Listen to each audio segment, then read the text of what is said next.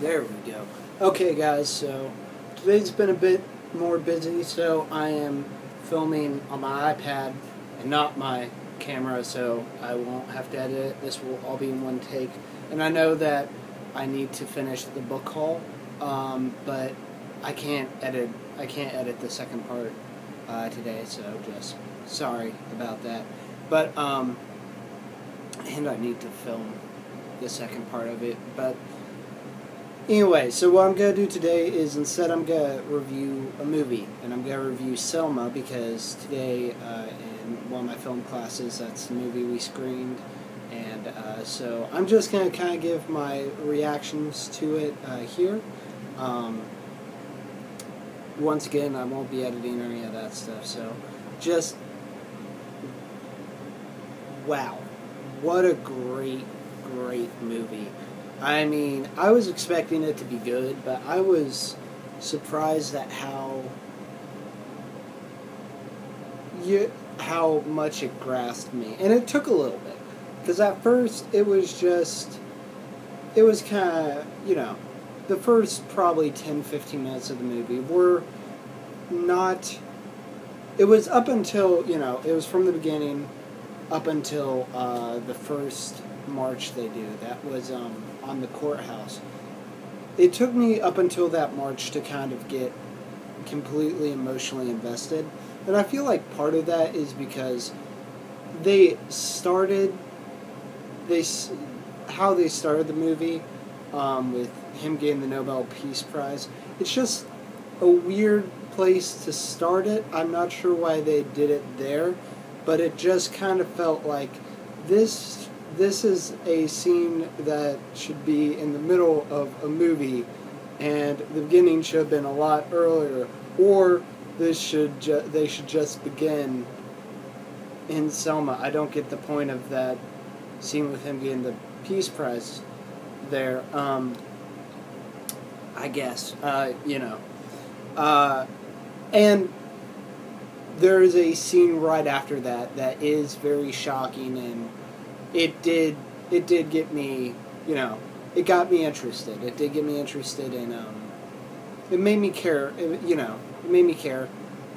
With a movie like this, it's a little weird, right? Because you know how it ends, and, it's about something, it's about the Civil Rights Movement, which, I'm I'm glad that the Civil Rights Movement happened. So it sounds kind of weird that I have to get emotionally invested, because shouldn't I be emotionally invested? I mean, this was a part in history led by a man who is, is a very important figure, and a figure who I think is, was one of the most important people, and one of the, best, sounds kind of weird, but best people of the last century. And so it's a little weird that I have to get emotionally invested. But I still feel like that's important when you're making a movie. So it did take me a little bit to get emotionally invested, even though there is that early scene very on that does get you interested. I'm not sure if it got me as much invested. It seemed like a little just for shock value. But once they march on the courthouse, I think what they do really well in this movie is they ramp up the intensity slowly.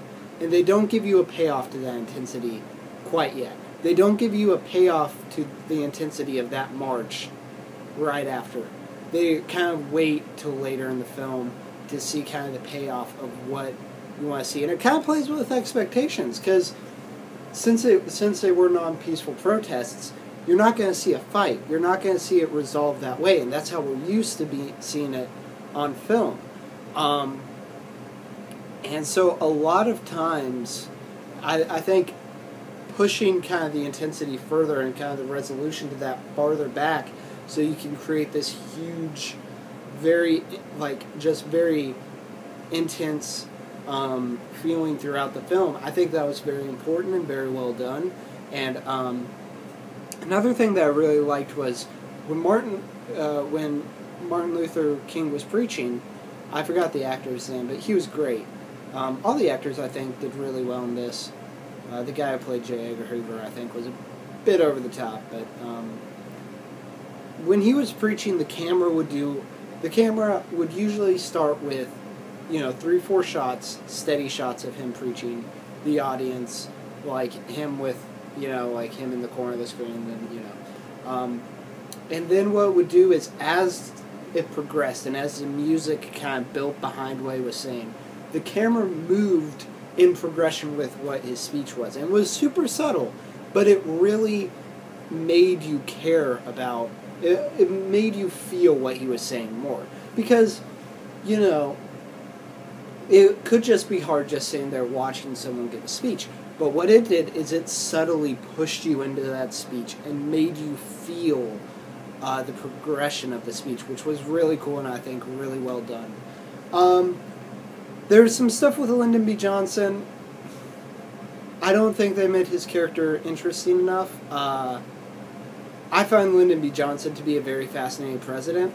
And I understand, like, they were kind of... They had the focus was on Martin Luther King, and that was fine, but I wish they kind of expanded on him a little bit. Like, explain why, like, they kind of do, but explain why he isn't pushing through this legislation, why he's waiting. Because, Lyndon B. Johnson was very strategic in the way he handled things, and he was very intelligent, so he probably had a reason. And, I mean, he should have passed it no matter what, just because it's right. But the way he saw things, if we had gotten into his head a little bit more, maybe he would have come off as more interesting.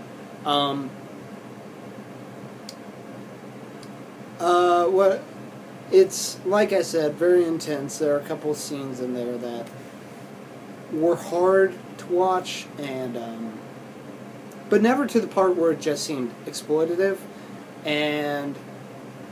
but you really did feel the power of this, and that's, if I had to think of one word to describe this movie, I think power.